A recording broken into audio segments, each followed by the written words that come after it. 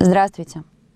Я, помощник прокурора Комсомольского района Николаева Александра Сергеевна, хочу осветить деятельность нашей прокуратуры. Прокурором Комсомольского района утверждено обвинительное заключение по обвинению 25-летнего жителя города Чебоксара в совершении преступления, предусмотренного частью 1 статьи 105 Уголовного кодекса Российской Федерации.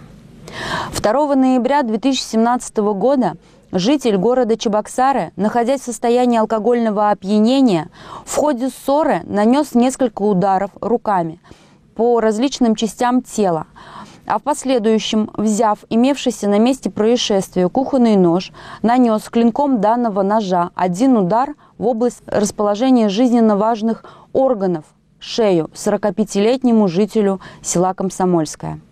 От полученных телесных повреждений последний скончался на месте происшествия через короткий промежуток времени, исчисляемый несколькими десятками минут.